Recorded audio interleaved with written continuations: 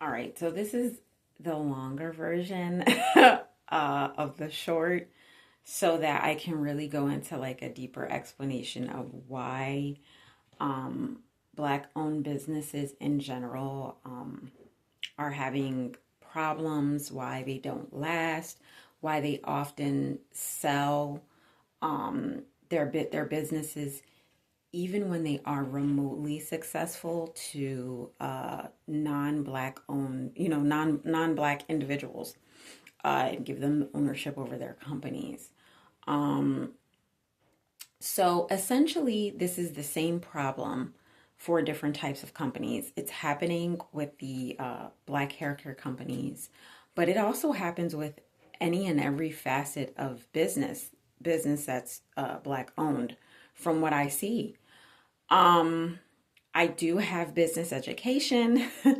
Let me preface this with that. So I understand the principles. I understand that there's certain strategies that you need to have in place and follow in order to have a successful business. Um, but and I can tell that that's not what's happening with the black owned businesses. Much of it is giving a wing and a prayer approach, um, which is a problem for obvious reasons, right? So I'm gonna give you an example of something that happened recently. And it's not a hair business. It's in regards to the restaurant business, but it's still applicable because they are both businesses. And while there would be some slight variations to the business model, the strategy would essentially be similar. So I want to talk about these two black owned businesses that I do support that are restaurants. Um, in my local area, they're really wonderful. The food is great at both places. They're actually very different, even though some of their menu overlaps. Um, One of the businesses focuses more so on their catering side. They do have days where they're in their physical restaurant where you can walk in, call in, place an order online, all of that. And then the other business, I believe they do both as well. But they have, more hours of their restaurant being open. Um, both of them are doing everything right. They're both able to keep their storefronts open. The lights are on. Their facilities are clean. They both offer great customer service. There's always someone there to assist with customers, order placement. If you want to, if there's room to sit down and eat, because there is more so in one than the other. You can sit down and eat there. You can take your food to go. You could just walk in and place an order when they're open. There's always us, staff. So, someone will answer your call during those hours. And the food is expensive at both places. I'm not going to pretend that it's not, but that's the case for all restaurants really right now anyway. And like I said, the food is of good quality. So it seems like it's really worth what you pay for, it, if not more. And the portion sizes are great, especially at, one of the other places. One place is more expensive than the other, and the one that's more expensive, the portion sizes are pretty large. So you could get maybe even three meals out of one meal. So it's very much worth it in my opinion. So I love what they're doing. They're doing their business properly. I'm going to now talk about a place that is more so the majority for Black owned businesses. This is the typical behavior, unfortunately. And this is part of why there's a problem. So I went to this business. It is not only Black owned, but it's Black woman owned. I really wanted to support. When I walked in, there was no one sitting down eating, no one standing in line for their order. This was later in the afternoon, and I believed that that was a red flag. I knew that when I walked through the door. I said, that's a red flag. I had never dined at this place before. There was no one at the front to order with. There was someone in the back that I could see preparing food, and no one there to assist. However, there were a couple tablets on the wall in which you could go and order. So proceeded to work on that. Instead, I'd say somewhere between 5 to 7 minutes later, here comes someone saying, "Oh, I could take your order over here." No, we already started ordering over here. Like there's no point. I'm not gonna like go start the process over with over there. Also, you could see the menu and like pick and choose and customize things on the tablet. So continuing on with the tablet, place the order. Um, then there's TVs on, so you do have something to look at as we're waiting. Again, there is no one physically at this location as far as customers concerned, except me standing here ordering, right? So walk around the whole place, looking at different things, reading different things on the wall, watching the TV. Waited until another person came into the place to order their food. Um, and then the lady at the counter helped them. So this entire time of waiting took maybe 20 to 25 minutes. Mind you, this is casual food. We're talking burgers and fries. This is nothing fancy. That's a problem. I'm sorry, but it is. That's a problem. So that was already annoying. Then the plan was not to eat there. So I go home, I look at the food, and I realize it's already ice cold. I live maybe 10 to 15 minutes away from this place. This is not a far drive. Um, that I was annoyed by that. I looked at the food. I was not impressed by what I saw anyway. Um, this is something that I think the food costs like 20 to 30 bucks. Basic, very basic, not large at all, very small portion size. Um, and again, regular casual food. I could have ordered something from, something similar from a Burger King, a McDonald's. It was not fancy and was disappointed with what I was looking at. So, for example, I ordered something that was supposed to be like a jerk island thing, and based off of what was in it, it was supposed to be both spicy and sweet. Um, it was supposed to have pineapples in it, and they used the very cheap canned diced pineapples. You mean to tell me you can't put fresh pineapples on here for what I'm paying? Was very disappointed. Had to heat this up in my air fryer. And I'm glad I did because the French fries were so soggy. And when I looked at them later in the air fryer, they were greasy to the max. So if I hadn't air fried them, I feel like if I would have just heated it up in the microwave and ate them, they would have made me feel ill because they were so covered in so much grease, unnecessary amount of grease.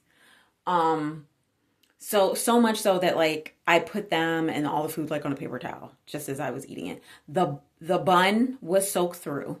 That went into the trash. I wasn't eating that. um the food was mediocre. There was no spice. Slight sweetness, tiny bit of seasoning. The fries tasted better than the other item I had. Wasn't impressed, wasn't worth what was paid at all. Highly disappointing. And everything was lacking: the customer service, the food itself. I won't be returning. The point I want to make with that is the standard, unfortunately, with these African American owned businesses. It's unfortunate, but it's the truth. They usually have terrible customer service. Luckily, the lady at the front, had a decent attitude, but I've been to places where they have a bad attitude. Um, I got a recommendation from my friend to try this place out, but I don't want to because she said when she called over there, it's a Jamaican spot, and the person on the phone said, "What you want?" No, hello. Like, how are you? How can I help you? What you want? That's it. Like, just very unprofessional. And I haven't tried that place out. And I actually went to look up reviews, and I saw all kinds of, the reviews were all over the place. Some people said the food was good. Some people said it was bad, that they were just throwing stuff together some days. The customer service was terrible. The wait was forever. The food wasn't worth the price. It was overpriced. The food wasn't that good. So I was like, no. I'm sorry. There's too much competition in the restaurant game. Go look at Google and see how many of those restaurants fail. The vast majority of restaurants that open close. They go bankrupt, they close down, they fail. So you have to have an appropriate business model that you're following. You have to have good customer service. You have to have reasonable prices. You have to have good food. Because at the end of the day, we're in a period of inflation anyway, right now, where you're definitely going to fail and close down because people don't have to come to eat your food. We could always cook. I know how to cook. And I understand that my standards for food is going to be higher because I cook and my food is pretty good that I cook. I've been cooking since I was 4 years old. I have my opinions already on what's good and what's not. So knowing that, of course, I know I have high standards, but I'm talking about even just basic, simple standards that these restaurants do not follow. None of that food was not fresh to me. Like, your food needs to be fresh. It shouldn't be sitting in the deep freezer for months and months, and you're still serving it to people. That's not how that works. If your service is good enough and your restaurant is good enough, you'll sell out of the food. I would rather you run out of food and tell me you're out of something as opposed to you have an overabundance of, this very old food. No. I could have went to Five Guys for all that, honestly, and gotten a great burger and fries for approximately the same price. That would be better tasting and would have been, customized to my liking. Which is my point. This is the same issue with these hair companies. You cannot expect people to just support you. We don't have to support you. All skin folk ain't kin folk. We don't know each other. People of color don't have to support you and purchase, your hair products just because you're a black owned business. Like, that's not how that works. It's really not. Is your product good? What's the price like? How available is your product? There are local beauty supply stores that I could find things at, as opposed to having to pay to go on. I go onto your website and I have to pay for shipping. I have to pay a certain amount for products before you'll ship something to me. I don't know if your product's going to be good. You want me to believe everything that you say, but at the end of the day, when I try it out, I'm going to know if I like it, my hair likes it, or not. There's a very popular company that, put some, their ingredients are not on point. There are women who have, they have bald spots, their hair fell out because of a shoddy product that's not even supposed to be like chemical laden, really. They claim to be very natural, but it's not a natural product if it's making people's hair fall out like that. It's just not. And why pay for that when, again, I can deal with these products that are tried and true and have been out here for 50, 60 years and no one's hair is getting harmed. Or better yet, I can even mix some stuff up in my own house based off of natural items and do it for myself. I know a lot about hair. One day maybe I'll do a consulting type of a business where I can tell you how to take care of your hair, because I know the ingredients that you're supposed to be looking for. I know when something shouldn't be in a hair product because it's cheap or it's something that's either a chemical or even if it's a natural product, but it's something you shouldn't leave in your hair, you should wash back out. So I could, save you money from going to these terrible hairstylists, which is that's a whole nother conversation for another video of these hairstylists who are charging, $400, $1,000, all these crazy amounts just to do someone's hair one time. And the hairstyle's not giving what it's supposed to give. There's a wonderful girl I follow. Her natural hair is bomb. And she made the mistake of going to a hairstylist who was just supposed to give her a simple ponytail, but the ponytail was hard like a rock. For some reason, she had to flat iron her hair, which I don't understand. You should have been able to slick her natural curls down and put on a cute ponytail. I do stuff like that at home myself. She probably paid a couple $100s for this ponytail that only lasted a few days and her hair was looking crazy the next day. But it is, again, here we go. What is that? That's another black owned business, unfortunately. They own these businesses and they don't appreciate their customers. They take their position for granted. They feel like people will just have to purchase whatever they're selling. No, that's not how that works. You have to have high quality work. You have to have high quality materials. Your service has to be top tier if you're going to charge top dollar. I don't have to get those braids. I don't have to get that shrimp. I don't have to do any of that. I can just save every coin and do it myself and be sitting on stacks as opposed to wasting my money on any of that. I do many of these things myself. Same thing with these nail techs. Same situation. Tearing your natural nails up so you barely have any natural nail left. They don't care about your natural hair when they're just hairstylists. They can tell you how to take care of your hair. They should know that if they actually went to cosmetology school. I didn't go to cosmetology school, but I spent years researching this subject, and I could help someone with all the vast information I've learned over the years. I can recommend products that I know will, at least on a basic level, work. And I can tell you how to zhuzh them up by adding other things into them and making them really work well. And I'm not a cosmetologist, but I've gone to them. Even the ones who claim to be natural hair friendly, they don't tell you how to take care of your hair. They don't care. They don't care about that. They're there to sell you products and take money from you. As if they wouldn't earn loyalty and money from clients who were satisfied because you're telling them when you're not here, here's how you need to take care of your hair. In between when you come to me. Instead, they'll let bald-headed Keisha, because Keisha lost all her edges and she has a whole circle around her hair of her head of no hair. And it's not a normal thing. It's not alopecia. It is from endless glue, wigs, weaves, and not taking care of her natural hair, and you not taking care of her natural hair when she's in your presence.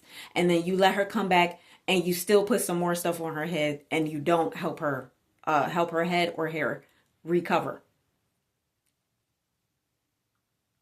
It's all stems from the same problems of not understanding business and how business is supposed to be run. It really does. You can advertise till you're blue in the face. Is your product good? Is it high quality? You could pay all these people to lie for you online, on social media, and pretend that their beautiful hair is because of you. But when that person buys that product, uses it, and it doesn't work out the same or anywhere near it, it didn't help them, maybe even harm them, then they're going to know the truth. You're wasting their time, and your business will fail. And this is why many times they're selling their businesses, because they don't actually know what they're doing, y'all. They don't know what they're doing. And it should be obvious. It should show in the quality of their products and everything else. It should show that they don't know what they're doing.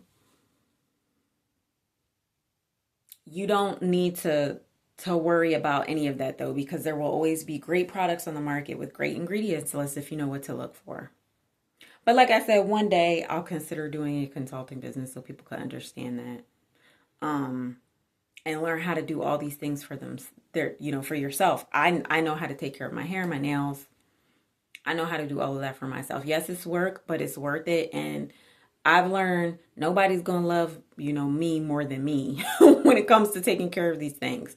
Everyone else will be looking for a money grab. And you can protect your hair with wigs, with extensions, if it's done properly, but they're not doing that. They don't care. What's quicker? What's the quickest way to get you in and out of the chair in 2 hours and get this $600 from you? Same thing with this product. We'll just mass produce some cheap junk and gunk for you to slather on your head And hopefully you won't realize that that's the reason why your hair is breaking off. So yeah, it all stems from the same thing, and I truly hope it changes. And I do want to say shout out to the wonderful companies that are out there that are black owned businesses, that are women owned businesses, and they're doing what they're supposed to do. They understand business, they understand the business model, they understand the importance of offering great service and products, and even creating a niche for themselves, so that they stand out from the rest of the crowd. Shout out to those. But let's be honest, there's not enough of that in the black community. And yes, we understand the oppression, the fact that there's not as much space for black people to even have a chance to be seen, to be successful. There's not as much spaces for others. It's the truth. But I would say, take a look at what the successful companies are doing, whether they're of color or not. Take note and try to improve. That's it.